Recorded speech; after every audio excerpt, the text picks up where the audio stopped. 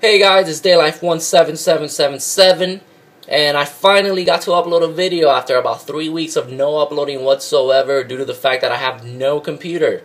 I just have my iPhone, and I didn't want to upload videos straight from my iPhone due to the fact that it compresses my videos to 720p, which I don't like. I like 1080p, 720p, and I like the quality to stay, good.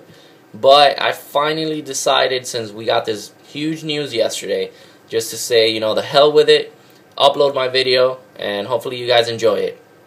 Now, let's get straight to the point.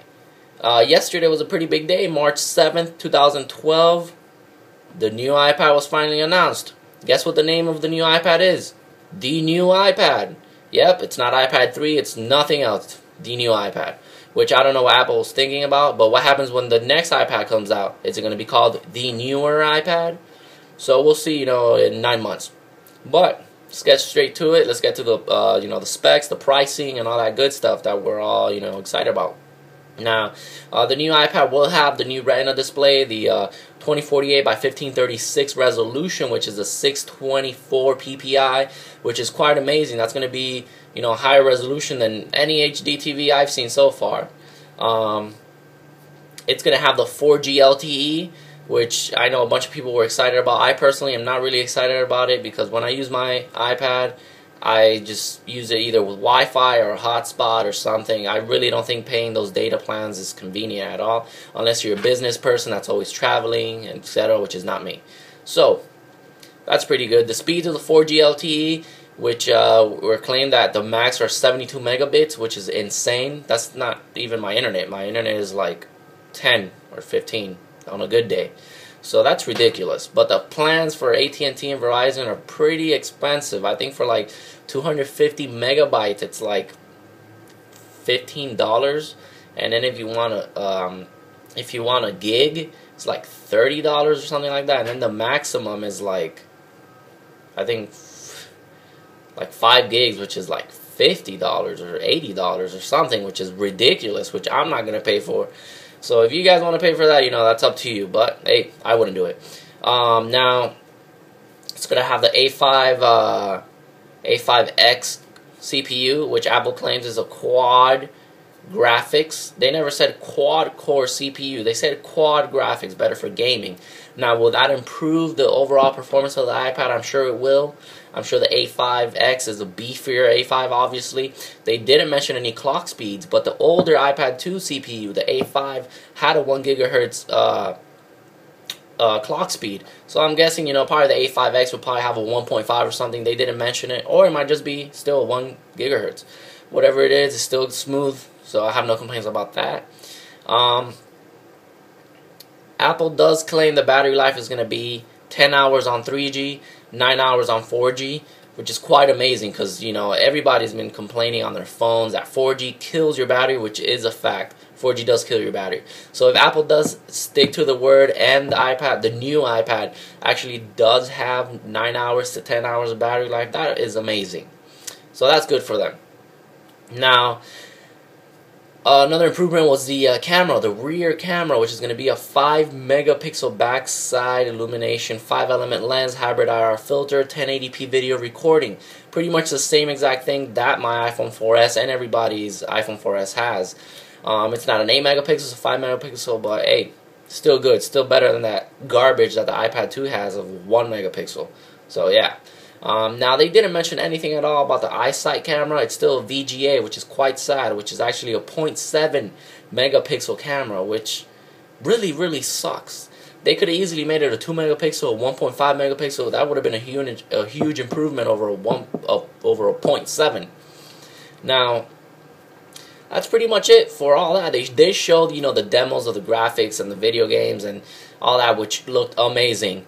They did show iPhoto, which looks pretty awesome, for the average person that wants to tweak their photos, wants to edit and all this stuff. That's pretty nice. Now, iMovie, the new update, looks great too. The new trailer features, all that. That looks pretty awesome. What else? they actually did drop the iPad 2 price, which is actually great news, because for people that can't afford to spend $500, $600, $700, $800 on a tablet, you know, now they could spend $399 on an iPad 2, you know, dual core processor, you know, everything. So that is a pretty good deal. Now the big question is it worth it to upgrade from an iPad 2 to the new iPad? That's all personal preference. I think the upgrades are pretty awesome. Apple always does this. They come out with a new product, they just tweak some things, but the tweaks are pretty awesome. So you end up spending money to get the new product. So that's pretty much it. The pricing on the new iPad is pretty much the same exact pricing that the iPad 2 was a week ago, which is $499, $599, $699 for the 16, 32, 64 gig. Now for the 4G, it's going to be $629, $729, $829 for the 16, 32, 64 gig. And this will be released March 16th. You could pre-order your new iPad as of right now, unless it's all sold out, which I doubt. That's pretty much it, guys. Now, if you do get the new iPad, do you think the improvements are going to make everything, you know, better? That depends on you. The good thing is that if you have the new smart cover, that's going to work. If you have, you know, a back cover, I'm sure it will work. Maybe the thickness, which is like a 0.2 millimeter thickness difference, it might make it might be hard for you to stick your, you know, your cover in it, but hey, you could try. Now, things that I was disappointed was no Siri. What the hell, Apple? How are you not going to put Siri on the new iPad? You know, the iPhone 4S, the new MacBook Pros will most likely have Siri. Why not the new iPad? All you have is that, you know, that new dictation thing, which converts your speech into text, which is pretty cool still, but no Siri, like, that was a no-brainer. It is a little heavier, but who cares? It's still an iPad. It's still small. It's still, you know, thin. It weighs 1.4 pounds. You can't complain about that.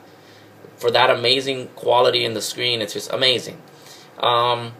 And that's pretty much it, guys. Hope you guys enjoy my video. If you have any questions, you know, just comment below. Also, I actually, since I have no MacBook Pro, I'm actually debating on getting a MacBook Pro and MacBook Air right now. I haven't gotten one yet due to the fact that I've been hearing that Apple's going to be releasing the new MacBook Pro line with the new Ivy Bridge processors in 3-4 months. Should I wait that long, or should I just get the new MacBook Pros and enjoy life, or just stick to my phone for the next 3 months and make YouTube videos straight off of this? Leave a comment below, guys. Subscribe, like my video if you like my video. If the video sucked, let me know. Thank you very much, and that's about it.